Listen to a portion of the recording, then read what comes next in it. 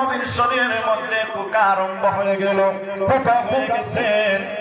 একটা পোকা যদি আয়ুব নবীর শরীর থেকে পড়ে যায়, আয়ুব নবী এইভাবে হাত ধরে এই পোকাটা শরীরের মধ্যে দেন। আয়ুব নবীর 7 জন স্ত্রী ছিলেন, 6 জন স্ত্রী ছিলেন, 5 জন স্ত্রী চলে গেলেন, একজন স্ত্রী বাকি রইলেন, তার নাম ছিল রহিমা। রহিমা ডাক দিয়া বলেন, নবী গো, আমি আপনার ভেদ বুঝতে পারলাম না। আপনার শরীর থেকে পোকাটা পড়ে গেল, আর আপনি দাবার ধরে আপনি শরীরের মধ্যে দিয়ে দিলেন, কারণ কি? কারণ কি? আয়ুব নবী ডাক দিয়া বলেন, রহিমা রে, ও রহিমা, আমি এই পোকাটাকে আমি শরীরের মধ্যে দিলাম, তার কারণ কি জাননি?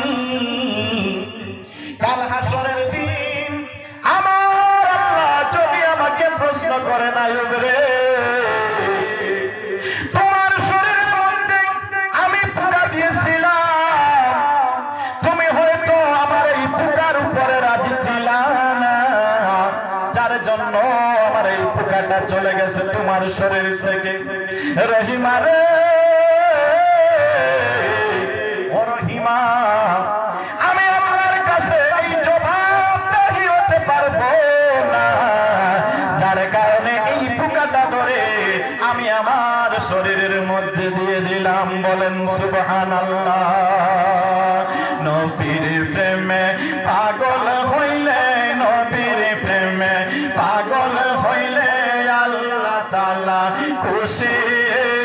নবীর দরুদ পড়ো দিবানিশি, নবীর প্রেমে পাগল হইলে, নবীর প্রেমে পাগল হইলে আল্লাহ তাআলা খুশি। নবীর দরুদ পড়ো দিবানিশি, নবীর প্রেমে পাগল হইলে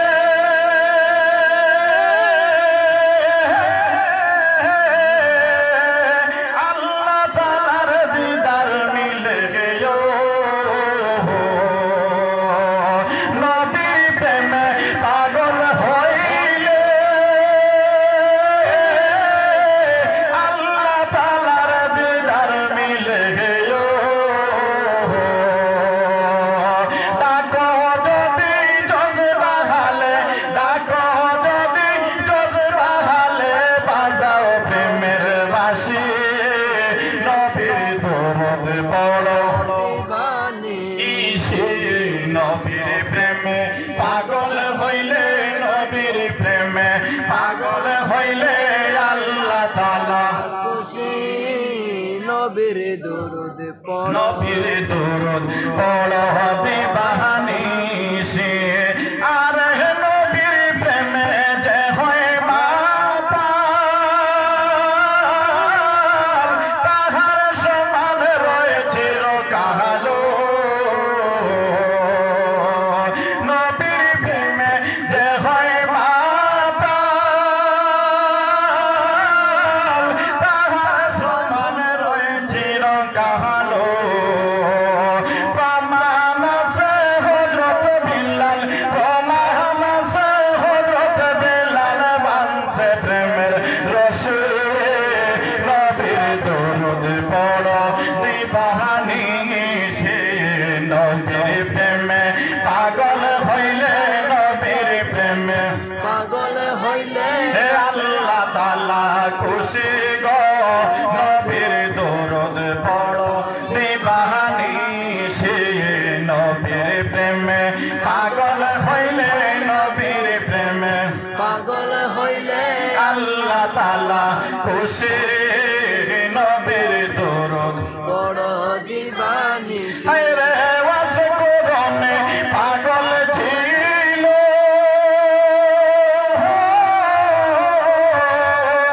নবীর প্রেমে দাঁত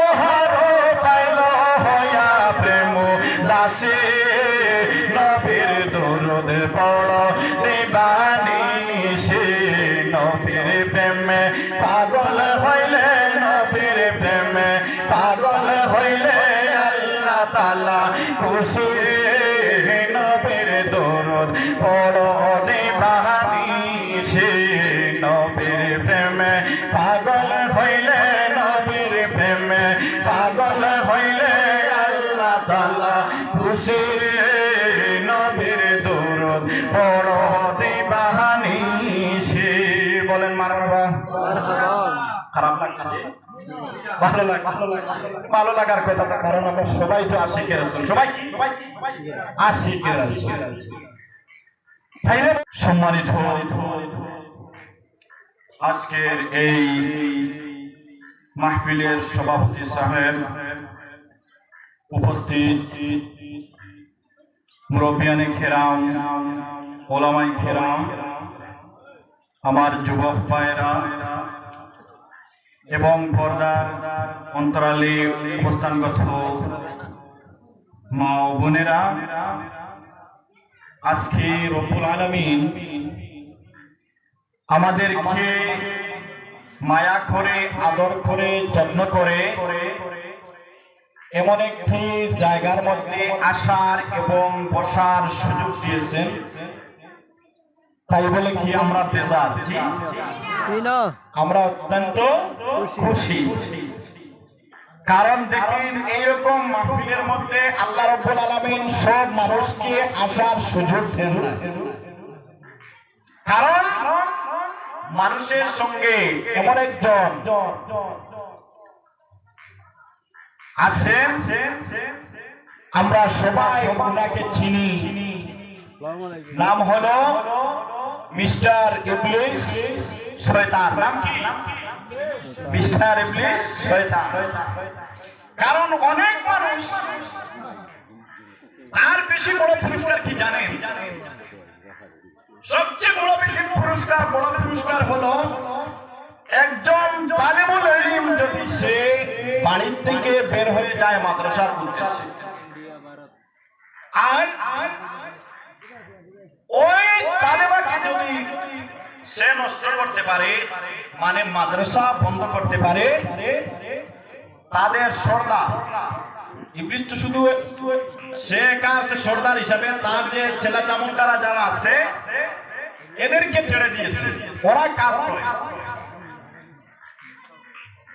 যদি একদম তালেবুল ইলমকে মাদ্রাসা বন্ধ করতে পারে তাকে এদিন বড় পুরস্কার দেওয়া হয় বলে নাউজুবিল্লাহ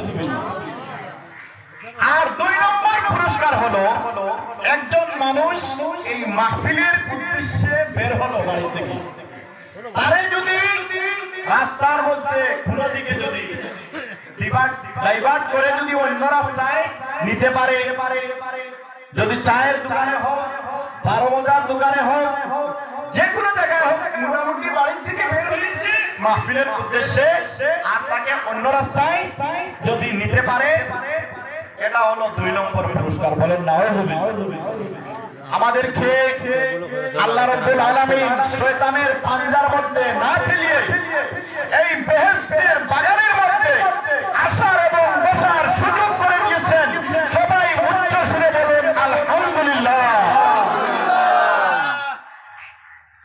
সম্মানিত আমার ভাই ও বন্ধুগণ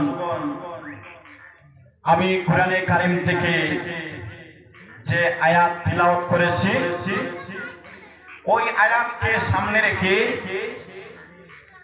আমি কিছু সময় আলোচনা করব আপনাদের মূল্যবান সময় আমি নষ্ট করব না কারণ আপনাদের এদিকে দেখছি একটু মানে ঠান্ডা পড়ে গেছে জি আমাদের এদিকে ঠান্ডা এখনো একটু কম আছে এরপরে প্রধান অতিথি সাহেব আমার উস্তাদ উনি আছেন আমি আমার উস্তাদকে আমি বেশি কষ্ট দিতে চাই না এখন ওয়েটিং এ আছেন দেখুন আল্লাহ রাব্বুল আলামিন কোরআনে কারীমের মধ্যে বলেছেন, আমি তিলাওয়াত করেছি, ইয়া আইয়ুহাল্লাযীনা আমানুসবিরু ওয়াসাবিরু ওয়ারাবিতু ওয়াত্তাকুল্লাহা লাআল্লাকুম তুফলিহুন। বলেন সুবহানাল্লাহ। এই পৃথিবীর মধ্যে সব মানুষ সফল চায়। সব মানুষ কি চায়? সফল হতে চায়।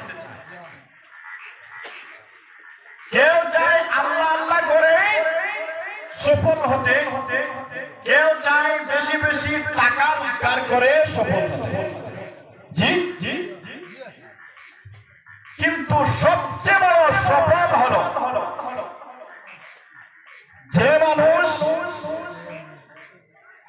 জাহান্নাম থেকে নাজাত পাবে আর বেহেশতে দাখিল হবে। এটাই হলো সবচেয়ে বড় সফল। ফাইন যুহজিহা আনিন নার ওয়া উদখিলাল জান্নাতা ফাকাদ ফাজ। যে মানুষ জাহান্নাম থেকে মুক্তি পেল আর জান্নাতে দাখিল হতে পারলো, সে দুনিয়ার মধ্যে সবচেয়ে বড় সফলতা অর্জন করলো। বলেন সুবহানাল্লাহ। এই যে সফলতা অর্জন করতে মানুষের মধ্যে প্রথমে সবর থাকতে হবে। কি থাকতে হবে? মানুষের মধ্যে সবর। এই যে সবর, এটা হলো মারাত্মক একটি জিনিস। আমরা অনেক মানুষ ইবাদত করি, কিন্তু এই ইবাদতের মধ্যে যদি সবর না থাকে, সবরবিহীন ইবাদত যদি হয়, তাহলে এই ইবাদত আল্লাহ রাব্বুল আলামিনের কাছে কবুল হবে না। বন্ধুগণ আমার, আমি অনেক বেশি দান করি, সদকা করি, নামাজ পড়ি, কিন্তু এই নামাজ যদি আল্লাহ রাব্বুল আলামিনের জন্য যদি না হয়, তাহলে এটা সবরবিহীন নামাজ হলো না। আমার দিলের মধ্যে যদি থাকে যে মানুষ আমাকে নামাজি বলবে, মানুষকে দেখানোর জন্য যদি আমরা নামাজ পড়ে থাকি, আল্লাহ রাব্বুল আলামিন বলেন এটা তোমার সবরবিহীন ইবাদত নয়। এ বান্দা,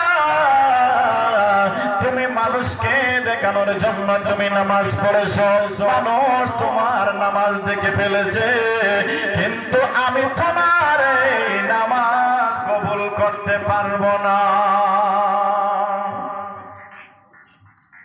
অনেক সময় দেখা যায় চাঁদা দেওয়ার সময় কম্পিটিশন লেগে যায়, কে কত বেশি বড় চাঁদা দিতে পারে। কম্পিটিশন অনেক জায়গায় লেগে যায়। কম্পিটিশন হতে হতে একটা চাদর বিকে যায় 35,000 40,000 টাকা। এটা হলো কম্পিটিশন মার্কেট।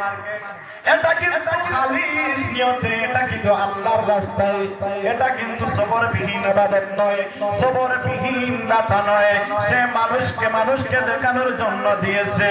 মানুষকে দেখানোর জন্য যে মানুষ আল্লাহর রাস্তায় দান করবে, আল্লাহ বলেন বান্দারে, তুই মানুষকে দেখানোর জন্য তুই সবচেয়ে বড় চাঁদাবাজ হয়েছ। তুই চাঁদা দিয়েছিস ভালো কথা, কিন্তু আমার জন্য তুই দেশ নাই। এ বান্দা, তোর এই চাঁদা দুনিয়ার মধ্যে থেকে গেল, এই সদকা তোর আসমানের মধ্যে উঠবে না। বলেন নাউযুবিল্লাহ। এটা হলো সবরবিহীন ইবাদত। যে ইবাদত দান করা হোক, নামাজ হোক, যে ইবাদত হোক, আল্লাহকে খুশি করার জন্য, রাজি করার জন্য যে মানুষের নিয়ত থাকবে, এটা হবে সবরওয়ালা ইবাদত। এই সবরওয়ালা ইবাদত তার মধ্যে থাকবে, সে দুনিয়ার মধ্যে সফল হয়ে যাবে। বলেন সুবহানাল্লাহ। সবর হবে তিন জায়গায়। একটা হলো ইবাদতের, মানে সবরওয়ালা ইবাদতটা করতে হবে। আর দুই নম্বর হলো গুনাহ থেকে বাঁচার ক্ষেত্রে মানুষের সবর থাকতে হবে। কারণ সব মানুষের অন্তরের মধ্যে আছে মানে গুনার যে কাজ যেটা আপনারা তো বুঝতে পারবেন, এগুলা এই কাজটা মানুষকে বেশি টানে। কিন্তু এই গুনার থেকে মানুষ যদি বাঁচতে চায়, মানুষের অন্তরে যদি থাকে যে আমি এই কাজটা করব না, এই কাজটা যদি আমি করি তাহলে আমি একদিন আল্লাহ রাব্বুল আলামিনের কাঠগড়ায় ধরা পড়ব। এই বইটা যদি মানুষের অন্তরে থাকে তাহলে এটা হবে একটা সবর। আল্লাহ রাব্বুল আলামিন তিনটা সবরের কথা বলেছেন যে তিন জায়গার মধ্যে গুনাহ থেকে বাঁচার ক্ষেত্রে মানুষের সবর থাকতে হবে। যেমন একটা নারী যেমন এই রাস্তা দিয়ে যাচ্ছে, হঠাৎ করে তোমার চোখের সামনে পড়ে গেল, এটার মধ্যে কোনো গুনাহ হবে না, কোনো গুনাহ হবে না।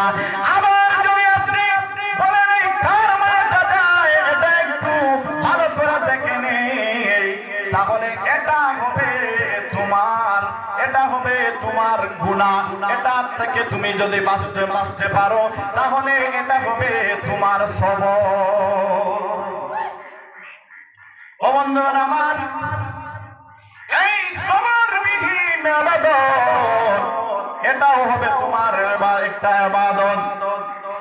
আর মানুষ যদি মুসিবতে পড়ে, মুসিবতের ক্ষেত্রে যদি মানুষ সবর করে তাহলে এই মানুষ জান্নাতে চলে যাবে, বলেন সুবহানাল্লাহ।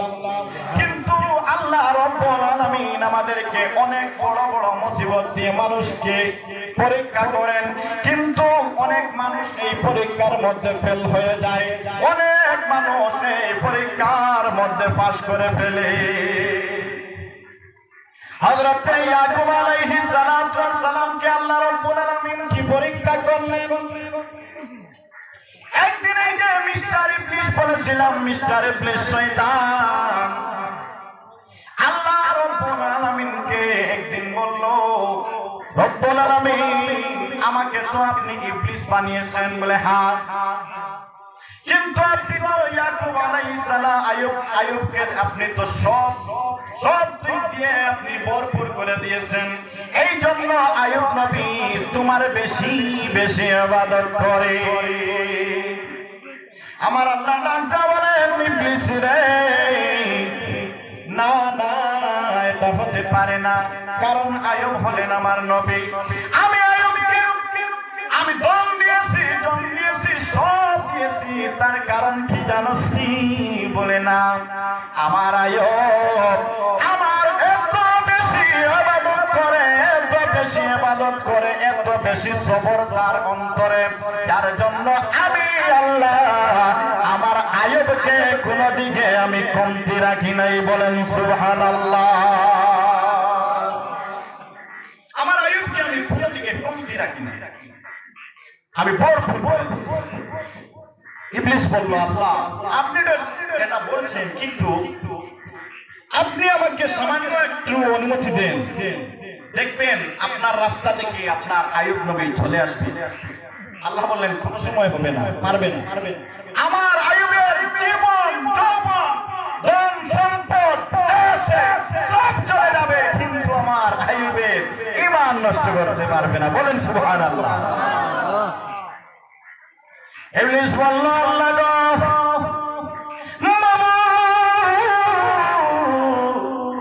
মাবুদ গো, আমাকে হুকুম দেন, আপনি আমাকে হুকুম দেন, দেখবেন আপনার আইয়ুবকে আপনার রাস্তা থেকে আমি ঘুরিয়ে নিব।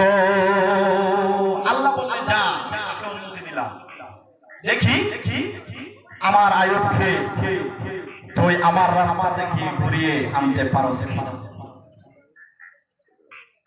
একদিন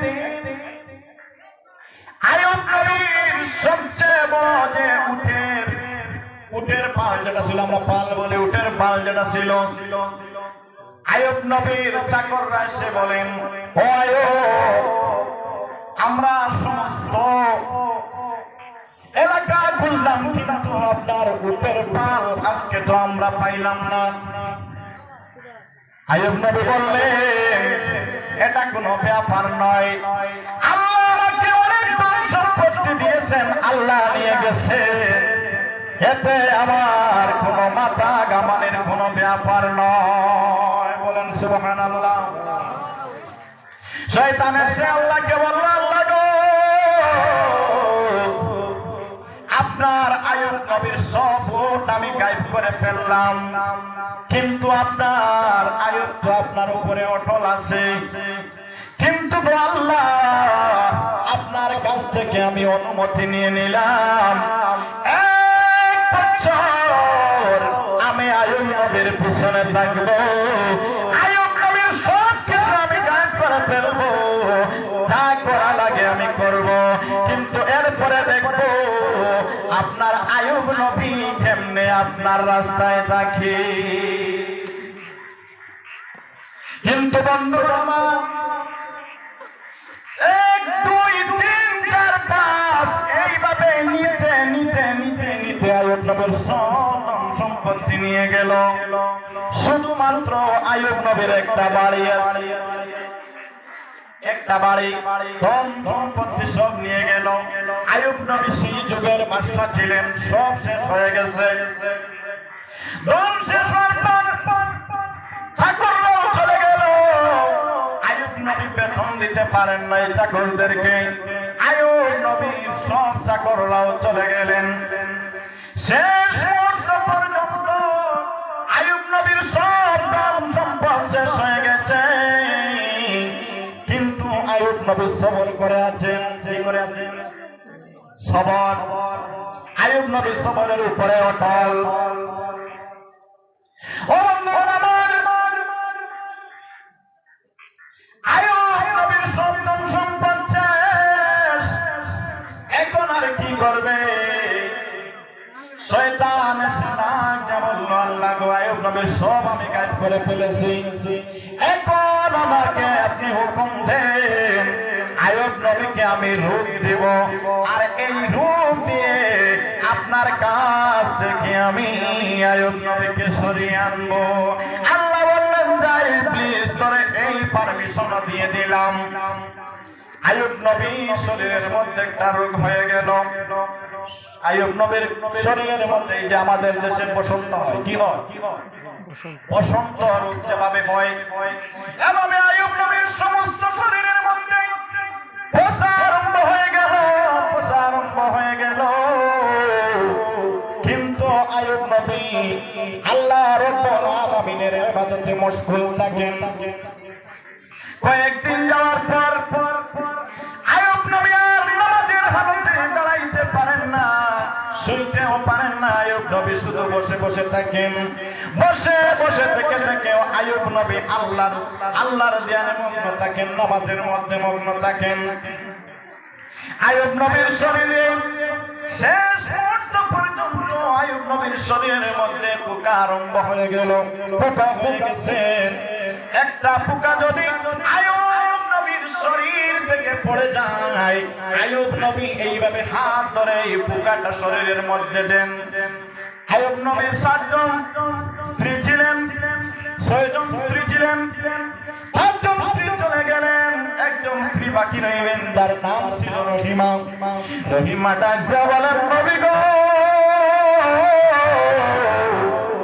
আমি আপনার ভেদ বুঝতে পারলাম না, আপনার শরীর থেকে পোকাটা পড়ে গেল, আর আপনি দাবার ধরে আপনি শরীরের মধ্যে দিয়ে দিলেন, কারণ কি? কারণ কি? আইয়ুব নবী ডাক দিয়া বলেন, রহিমা রে, ও রহিমা, আমি এই পোকাটাকে আমি শরীরের মধ্যে দিলাম, তার কারণ কি জাননি? কাল হাসরের দিন আমার আল্লাহ যদি আমাকে প্রশ্ন করেন, আইয়ুব রে, তোমার শরীরের মধ্যে আমি পোকা দিয়েছিলাম, তুমি হয়তো আমার এই পোকার উপরে রাজি ছিল না, যার জন্য আমার এই পোকা পোকাটা চলে গেছে তোমার শরীর থেকে। রহিমা রে, ও রহিমা, আমি আল্লাহর কাছে এই জবাবদাহি হতে পারবো না, যার কারণে এই পোকাটা ধরে আমি আমার শরীরের মধ্যে দিয়ে দিলাম। বলেন সুবহানাল্লাহ। নবীর প্রেমে পাগল হইলে, নবীর প্রেমে পাগল হইলে আল্লাহ তাআলা খুশি। নবীর দরুদ পড়ো দিবানিশি, নবীর প্রেমে পাগল হইলে, নবীর প্রেমে পাগল হইলে আল্লাহ তাআলা খুশি। নবীর দরুদ পড়ো দিবানিশি, নবীর প্রেমে পাগল হইলে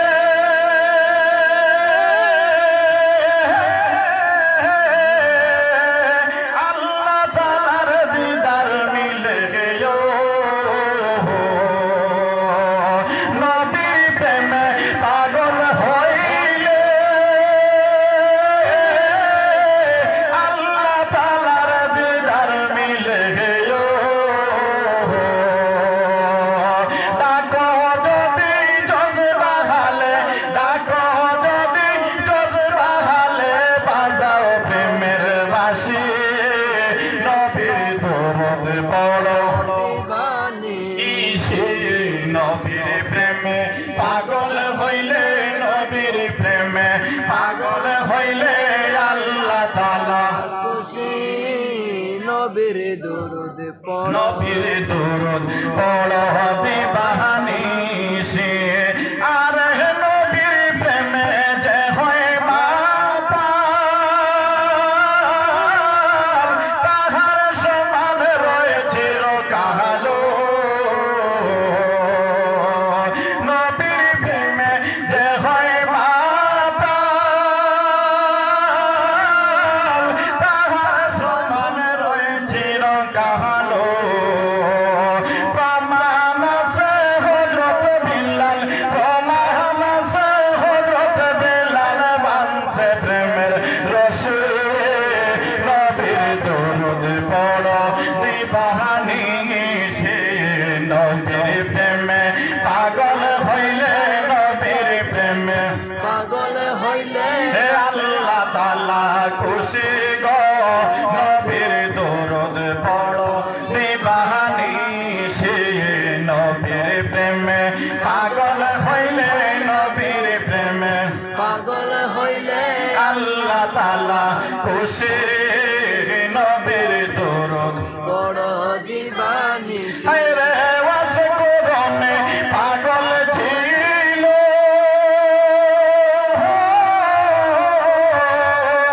নবীর প্রেমে দাঁত ভাঙিল। ওয়াসে কোরআনে পাগল ছিল,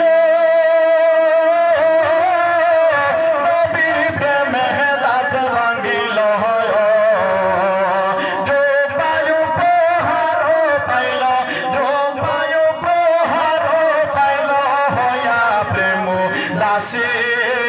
নবীর দরুদ পড়ো দিবানিশি, নবীর প্রেমে পাগল হইলে, নবীর প্রেমে পাগল হইলে আল্লাহ তাআলা খুশি।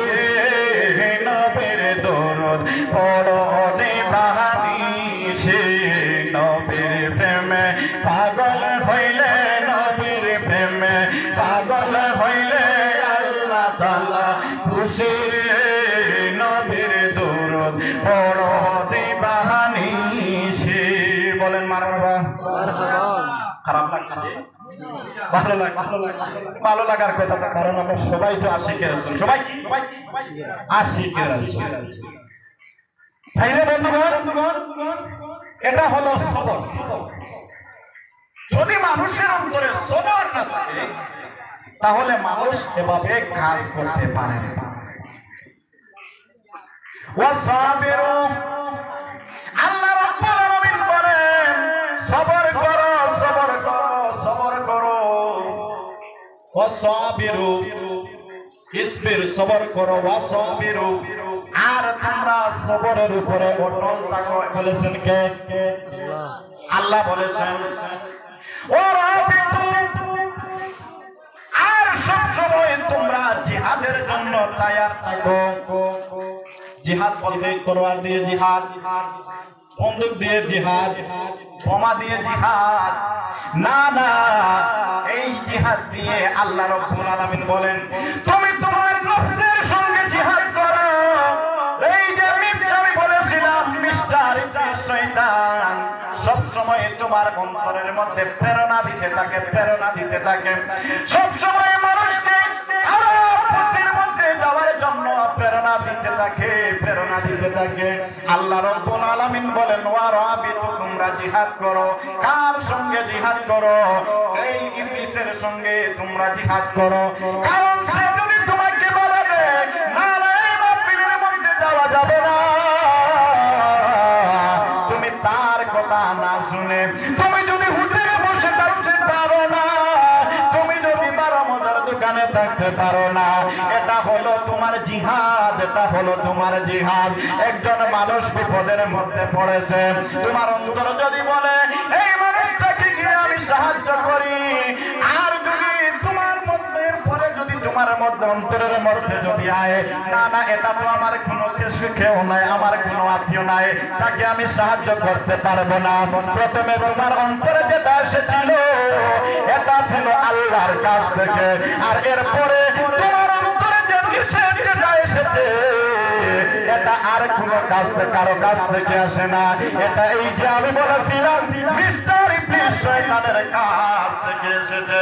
আল্লাহ রাব্বুল আলামিন বলেন তোমরা জিহাদ করো, যে তোমাকে গুনার কাজের মধ্যে টানে তার সঙ্গে তোমরা জিহাদ করো। বলেন সুবহানাল্লাহ। ওয়াত্তাকুল্লাহ লাআল্লাকুম তুফলিহুন। যারা এই তিনটি কাজ করবে তারা কি হবে? সফল হবে। আমি প্রথমে কি বলেছিলাম? মানুষ সফল হয়ে যাবে।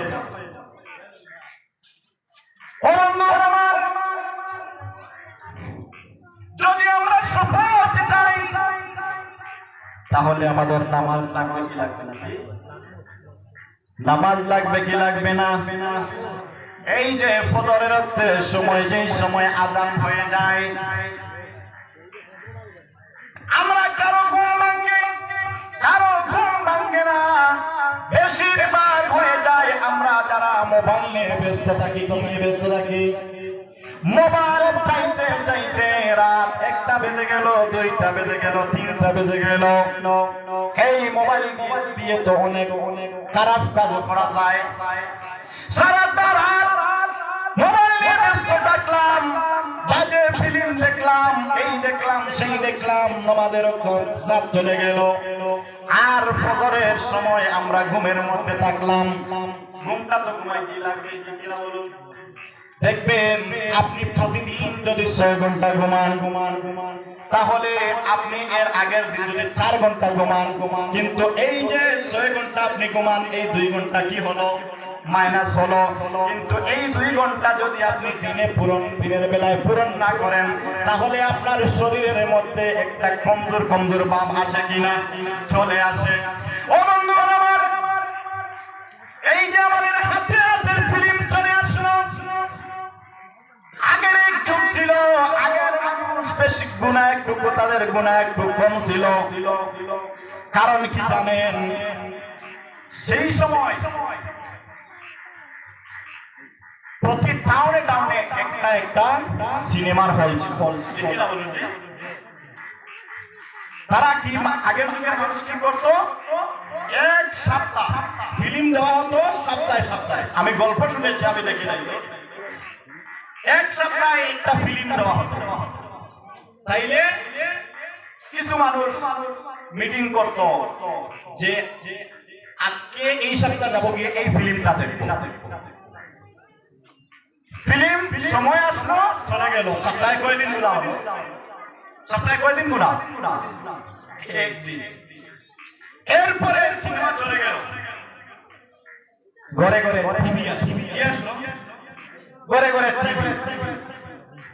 টিভি আসার পর এটার মধ্যে নির্দিষ্ট এই যারা ডিক্স, এরপরে টাটা স্কাই, এইভাবে অনেক চ্যানেল ইউজ করতেন, কিন্তু তার নির্দিষ্ট এক সময় ছিল যে এই সময়ের মধ্যে এই ফিল্মটা দেওয়া হবে না। এরপরে অ্যান্টিনা ছিল, এই সময় অ্যান্টিনার সময় ছিল মানে নির্দিষ্ট টাইম, নির্দিষ্ট দিনের মধ্যে নির্দিষ্ট টাইমের মধ্যে ফিল্ম দেওয়া হতো, ঠিক কিনা? এরপরে যেই সময় টাটা স্কাই আসলো, আসার পরে তো সব সময় ফিল্ম, এই চ্যানেল নাই ওই চ্যানেল, এই চ্যানেল নাই ওই চ্যানেল, ফিল্ম আর ফিল্ম, মানুষ গুনায় লিপ্ত হয়ে গেল। কিন্তু এটাও সামান্য ছোট ছিল, কারণ একটা জায়গা নির্দিষ্ট ছিল, একটা ঘরের একটি কোণার মধ্যে গিয়ে বসে এই গুনার কাজটা হতো, ঠিক কিনা বলুন? জি আচ্ছা, কিন্তু সবসময় গুনাহ করতে পারতো, কিন্তু একটা সময় জায়গা নির্দিষ্ট ছিল।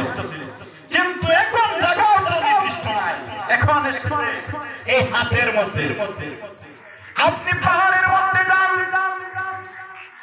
কেলার মাঠের মধ্যে যান, ঘুমের ঘরের মধ্যে যান, যেখানের মধ্যে যান, যাওয়ার পরে এখানের মধ্যে আর অন্য ঘরে যেতে লাগে না, অন্য রুমে যেতে লাগে না, কম্বলের নিচে, ব্ল্যাঙ্কেটের নিচে, লেপের নিচে এটা নিয়ে আমরা চলে গেলাম। এটা দিয়ে আমরা রাতের পর রাত কাটিয়ে ফেললাম। কিন্তু এই কাজটা করতেছেন কে? এই যে বলেছিলেন ইবলিস শয়তান। ও বন্ধুরা আমার, সর্বদাই জিহাদ করো। এই যে সময় তোমার ঘুমের সময় প্ররোচনা দিল যে বান্দা এখন ঘুমাইয়া লাভ নাই, এখন ঘুমাইয়া লাভ নাই, এখন যদি বান্দা তুই ঘুমিয়ে ফেলোস তাহলে ফজরের সময় তোর ঘুম ভাঙবে। ফজরের সময় কি ভাঙবে? ঘুম ভেঙে যাবে, বান্দা নামাজ পড়ে নেবে। না না, তুই এই কাজে যাইস না, তুই এই মোবাইল নিয়ে ব্যস্ত হয়ে যা, ওই তুই তোর গার্লফ্রেন্ডের সঙ্গে তুই মগ্ন হয়ে যা, না হয় বয়ফ্রেন্ডের সঙ্গে মগ্ন হয়ে যা। কিন্তু বান্দা ঘুমাইতে পারবে না, ঘুমাইতে পারবে না। এবং তুমি ঘুমাইতে পারবে না, যদি তুমি ঘুমিয়ে ফেলো তাহলে ফজরের রক্তের সময় তোমার ঘুম ভেঙে যাবে। এই সময় ইবলিস শয়তান দেখে রাত 3টা বেজে গেল, এখন যদি আমার ভাই ঘুমিয়ে পড়ে, আমার বন্ধু আমার ফ্রেন্ড যদি ঘুমিয়ে পড়ে আর বসে ফজরের সময় উঠতে পারবে না, তার ফজরের রক্ত নষ্ট হয়ে গেল। এখন আর ইবলিস শয়তান তোমার কাছে থাকে না। এই সময় তুমি বলবা, হে বেবি আমি আর তোমার সঙ্গে নাই, এখন তুমি গুড নাইট, আমি ঘুমিয়ে পড়লাম, ঠিক কিনা বলুন? এইভাবে ওইভাবে হচ্ছে বন্ধুরা আমার। কিন্তু আমরা জিহাদ করতে হবে। আল্লাহ রাব্বুল আলামিন কুরআনে কারীমের মধ্যে বলেন, ওয়ারাবিতু আনতাকুল্লাহ লাআল্লাকুম তুফলিহুন। সর্বদাই তোমরা জিহাদে থাকো, সর্বদাই জিহাদে থাকো। তোমরা যদি সর্বদাই জিহাদে থাকো তাহলে তোমাদের এই পৃথিবীতে তোমাদের মঙ্গল হয়ে যাবে, এই পৃথিবী তোমাদের জন্য সফল পৃথিবী হয়ে যাবে। বলেন সুবহানাল্লাহ। যেই জাতি বলুন, হিন্দু বলুন, মুসলিম বলুন, বৌদ্ধ বলুন, খ্রিস্টান বলুন, সব মানুষের একটা ধর্ম আছে কিনা বলেন? সব মানুষের একটা ধর্ম আছে, কিন্তু কোন ধর্মের মধ্যে বলা হয় নাই যে তোমরা ধর্মের কাজ করবা না। সব ধর্মের মানুষ, সব ধর্মের পণ্ডিতরা বলে তোমাদের ধর্মের কাজ তোমরা চালিয়ে যাও, ধর্মের কাজ চালিয়ে যাও। কিন্তু বন্ধুগণ আমার, মুসলমান যুবক বলো, হিন্দু যুবক বলো, বৌদ্ধ যুবক বলো, খ্রিস্টান যুবক বলো, কোন যুবকরা আল্লাহ রাব্বুল আলামিনের কথা, ধর্মের কথা মানতে বেশি রাজি নয়, মানতে বেশি রাজি নয়। তার কারণে এই পৃথিবীর মধ্যে অশান্তি চলে এসেছে। আমি বলবো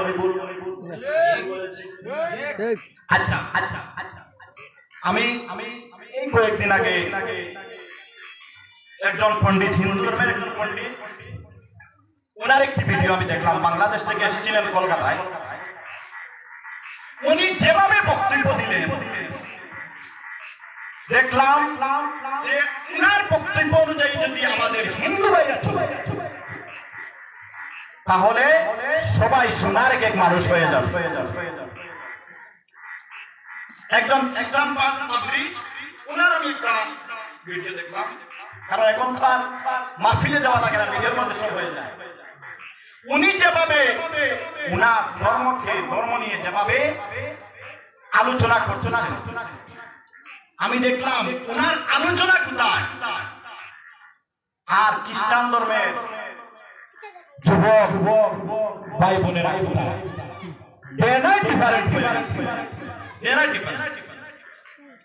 আসো আমাদের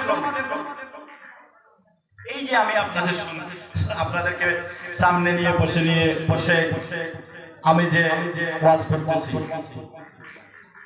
আচ্ছা আরো তো অনেক বড় বড় পীর সাহেব বলে গিয়েছেন, আমার পিছনে আমার হুজুর আছেন, সবার কথা বাদ দাও, আমি তো সক্রিয় জন্য আমি যে এই যে যেগুলা বলে যাচ্ছি, এগুলা যদি আপনারা সবাই যদি পালন করেন, জি তাহলে আপনাদের ভালো হবে না খারাপ হবে? ভালো হবে।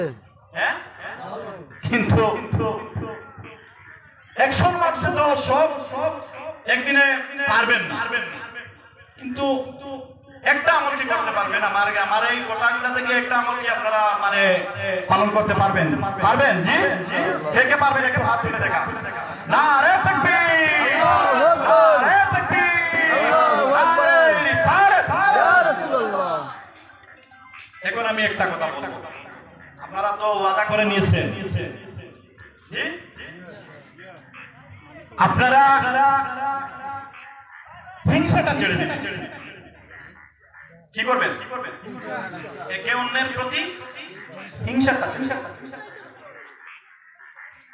এই হিংসাটা হলো মারাত্মক একটি রূপ। যার অন্তরে হিংসা থাকে সে কোনদিন সফল হতে পারবে না। সে কি হতে পারবে না? সফল হতে পারবে না। একজন আল্লাহর ওলি ছিলেন, ওনার কাছে এক হিংসুক এসে বলছে, হুজুর আমার জন্য আপনি একটা দোয়া করেন, আমার পাশের বাড়ি আমার একজন আত্মীয়, তার যদি একটা গরু হয়, আমাকে যেন আল্লাহ 2টা গরু। বলে হ্যাঁ ঠিক আছে। আল্লাহ সরল সোজা থাকেন, আমাদের মতো ফেলা নাই, বলেন ঠিক আছে আমি দোয়া করব। তার পাশের বাড়ির বাইরে একটা গরু হয়েছে, তার হয়েছে 2টা। এরপরে একদিন এসে বলল, হুজুর এই দোয়াটা করেন, তার যদি একটা যদি বাড়ি হয়, আল্লাহ যেন আমাকে 2টা বাড়ি দেন। বলে হ্যাঁ ঠিক আছে। তার পাশের বাড়ির বাইরের একটা বাড়ি হয়েছে, একটা ঘর হয়েছে, তার হয়েছে 2টা। কয়টা হয়েছে? আরেকদিন এসে বলল, হুজুর আমার যদি তার যদি একটা যদি গাড়ি হয়, আল্লাহ যেন আমাকে 2টা গাড়ি দেন। ঠিক আছে আমি করবো, দোয়া করবো। হয়ে গেছে। তার ভাইয়ের চাচাতো করে ভাইয়ের একটা গাড়ি, তার 2টা গাড়ি। আরেকদিন হয়েছে তার একটা হাত ভেঙে গেছে, তার পাশের বাড়ির ভাইয়ের একটা হাত ভেঙে গেছে, তার 2টা গেছে। সে কি বলেছিল? 2 বলেছিল, তার 2টা হাত ভেঙে গেছে। বন্ধুগণ আমার, আরো কয়েকদিন চলে গেল, তার পাশের বাড়ির ভাইয়ের একটা চক্ষু চলে গেছে। সঙ্গে সঙ্গে আল্লাহ রাব্বুল আলামিন এই ভাইয়ের 2টা চক্ষুকে অন্ধ করে দিয়েছে। এটা হলো হিংসার প্রতিফল। কিসের প্রতিফল? হিংসার। আপনারা তো এখানের মধ্যে কয়েকজন মানুষ বসে আছেন, কোন মানুষ হিংসা করে উন্নতি লাভ করতে গিয়ে আপনারা দেখেছেন? জি না। কোন মানুষ হিংসা করে সে উন্নত হতে পারে না। আপনারা আপনাদের অন্তর থেকে এই জিনিসটাকে ছাড়তে পারবেন, হিংসা ছাড়তে পারবেন। আপনার যদি কোনো কিছু থাকুক বা না থাকুক, আপনার পাশের বাড়ির ভাইয়ের সঙ্গে দোয়া করার জন্য দোয়া করবেন। মাবুদ রব্বুল আলামিন আমাকে যেই হাতে রেখেছো গো আল্লাহ, ও আল্লাহ আমার প্রতিবেশী ভাইদেরকে হোটেল ধন সম্পত্তি দান করো। ও বন্ধুগণ, দেখবেন তুমি তোমার পাশের বাড়ির ভাইয়ের সঙ্গে জন্য দোয়া করবেন, কিন্তু আস্তে আস্তে দেখবেন তোমারও ধনের উন্নতি হতে আরম্ভ হয়েছে। বলেন সুবহানাল্লাহ। বন্ধুগণ আমার, এটা আপনারা ছাড়ার চেষ্টা করবেন। আর সবর জিনিসটা আমাদের অন্তরের মধ্যে আমরা সবাই আনার চেষ্টা করব। যদি আমাদের কাছে যদি সবর এসে যায়, তাহলে দেখবেন আমরাও কি করব, আমরাও ইবাদত করতে, দান সদকা করতে আমরাও মজা পাবো। কিন্তু কম্পিটিশনের মধ্যে লেগে একদিন দুই দিন আমরা দিব, কিন্তু এটার মধ্যে তো মজা থাকবে না। কি থাকবে না? মজা থাকবে না। আমরা কম্পিটিশনের মধ্যে পড়ে দিয়ে যাব, আর ঘরে যাওয়ার পরে আমার মনের মধ্যে সব সময় আসতে থাকবে, আরে এতটা টাকা আমার চলে গেল, যদি এইগুলা যদি থাকতো তাহলে আমি আর কোনো একটা কারবার করতে পারতাম, বিজনেস করতে পারতাম। জি, এভাবে দিয়ে কোনো লাভ নাই। বন্ধুগণ আমার, হযরত আইয়ুব নবী বিবি রহিমাকে ডাক দিয়ে বললেন, রহিমা রে, আমি আল্লাহকে রাজি করার জন্য, খুশি করার জন্য এই পোকাটা আমি তুলে দিলাম। এ বিবি রে, আমার আল্লাহ যদি চান তাইলে একদিনের ভিতরে আমার এই ব্যায়ামটা নিয়ে যেতে পারে। আমি অনুভব করতেছি, কারণ আল্লাহ রাব্বুল আলামিন ইব্রাহিম নবীকে নমরুদের আগুনের মধ্যে ফেলে দিয়ে ইব্রাহিম নবীকে আল্লাহ রাব্বুল আলামিন পরীক্ষা করেছেন। ইব্রাহিম নবীকে আল্লাহ রাব্বুল আলামিন নবী ইসমাঈলকে দিয়ে কুরবানি দেওয়ার জন্য বলেছিলেন। এটার মধ্যে হযরত ইব্রাহিম আলাইহিস সালাতু ওয়াস সালাম সফল হয়েছেন। পরীক্ষার মধ্যে ইব্রাহিম আলাইহিস সালাতু ওয়াস সালাম সফল হয়েছেন। মুসা নবীকে আল্লাহ রাব্বুল আলামিন অনেক পরীক্ষা করেছেন। এটা হলো আল্লাহর পরীক্ষা, আল্লাহর পরীক্ষা। আমাকেও আল্লাহ রাব্বুল আলামিন এই পরীক্ষার মধ্যে ফেলে দিয়েছেন। ও রহিমা, তুমি কোনো চিন্তা করবে না, চিন্তা করবে না। রহিমা কথা বলা বন্ধ করে দিলেন। ও বন্ধুগণ আমার, কিন্তু ইবলিস শয়তান এরপরে আইয়ুব নবীর পিছনে লেগে আছেন, পিছনে লগে আছেন। ও বন্ধুগণ আমার, একদিন গ্রামের মানুষ সবাই ডাক দিয়া বলতেছেন, রহিমা, তোমাকে আর এই গ্রামের মধ্যে আমরা থাকতে দিব না। তোমার স্বামীকে নিয়ে তুমি চলে যাও, নির্জনে জায়গায় চলে যাও। কারণ তোমার স্বামীর শরীরের মধ্যে এত গন্ধ রে রহিমা, তোমার স্বামীর গায়ের গন্ধের কারণে আমরা এই গ্রামের মধ্যে বসবাস করতে পারি না। তুমি তোমার স্বামীকে নিয়ে নির্জনে জায়গার মধ্যে চলে যাও। ও বন্ধুগণ আমার, বিবি রহিমা কে ছিলেন আপনারা জানেন। হযরত আইয়ুব নবী ছিলেন একজন বাদশা। সেই সময়ের রাষ্ট্র ছিল ছোট ছোট। আরেক বাদশার মেয়ে ছিলেন বিবি রহিমা। কিন্তু বিবি রহিমা সব বিবিরা চলে গেলেন, রহিমা ছেড়ে গেলেন না। রহিমা চিন্তায় পড়ে গেলেন, কিভাবে স্বামীকে নিয়ে নির্জনে জায়গায় চলে যাবেন। স্বামীকে নিয়ে রওনা হয়ে গেলেন, মরুভূমির মধ্যে চলে যাবেন। কিন্তু হযরত আইয়ুব নবী হাঁটতে পারেন না, এত দুর্বল হয়ে গেছেন, শরীরের মধ্যে কুষ্ঠ বলতে কিছুই নাই, সব পোকায় খেয়ে ফেলেছে। রহিমা চিন্তায় পড়ে গেলেন, কিভাবে নিয়ে যাবেন। বিবি রহিমা কিতাবের মধ্যে এসেছে, স্বামীর খিদমতে এত পারদর্শী ছিলেন বিবি রহিমা। একজন বাদশার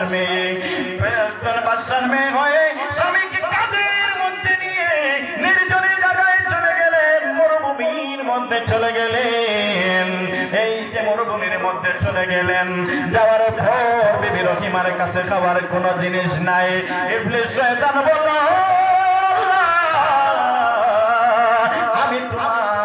আমি তোমার আইয়ুব নবীকে একদম শেষ করে ফেলেছি। এখন তোমার আইয়ুব নবী তোমার কাছ থেকে চলে যাবেন। আল্লাহ রাব্বুল আলামিন বলে, ইবলিস না না, পারবে না, এখনো পারবে না। ইবলিস বলল, আল্লাহ গো, আমি আরো কয়েকদিন আমার কাজ করতে হবে, আইয়ুব নবীর পিছনে কাজ করতে হবে। আল্লাহ বললেন, করতে থাক। আমার কোন সামান নাই রহিমার কাছে। রহিমা বললেন, স্বামী গো, আপনি এই জায়গার মধ্যে থাকেন, আমি এই গ্রামের মধ্যে চলে যাব, গ্রামের মধ্যে গিয়ে কাজ করব, কাজ করে আমি যা কিছু পাবো তোমাকে এনে খাওয়াবো। রহিমা চলে গেলেন। ও বন্ধুগণ আমার, কিন্তু দেখেন আজকের যুগের মহিলারা কিরকম, আর বিবি রহিমা কিরকম, একজন বাদশার মেয়ে হয়ে কিরকম চলাফেরা করতেছেন, কিন্তু স্বামীর সঙ্গে কিভাবে ব্যবহার করতেছেন রে ভাই।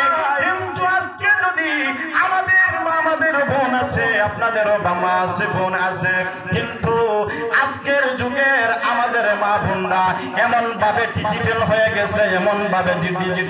গেছে, স্বামীর যদি তাপ হয় কিন্তু স্বামীকে বেশি আদর যত্ন করে না।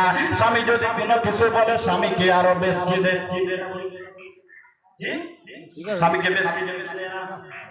স্বামীকে বলে, আর কোন মানুষের জ্বর হয় না, শুধু তোমার এইভাবে বলে, কি বলে না। আমি অনেক জায়গায় দেখেছি। আমার এক ভাই আমাকে দুঃখ লাগলেন, ভাই ও ভাই, আমি কি বলবো ভাই, আমি আমার পরিবার নিয়ে আমি এত লাঞ্ছনার মধ্যে আছি বাইরে। এই দুঃখটাই আমি কাকে বলবো, বলার জায়গা নাই। ভাই আমার জন্য একটু দোয়া করবেন। আমি বললাম, ভাই কি হয়েছে? বাইরে আমার বিবিকে আমি প্রথমে ভাবলাম এত ভালো, কিন্তু যত সময় যাওয়ার হলো আমার বিবির ঘরে একটা ছেলে সন্তান হয়ে গেল। হয়ে যাওয়ার পরে দেখলাম আমার বিবিটা একটু চেঞ্জ হয়ে গেছে। কি হয়ে গেছে? একটু চেঞ্জ হয়ে গেল। আবার আরেকটা সন্তান জন্মগ্রহণ করলো, আরো একটু চেঞ্জ হয়ে গেল। আমার সন্তানটা বড় হতে আমার সন্তানটা রোজগারের লাখ হয়ে গেল। এখন আমি আমার বিবির কাছে চোখের বালির মতো হয়ে গেছি। বলেন না?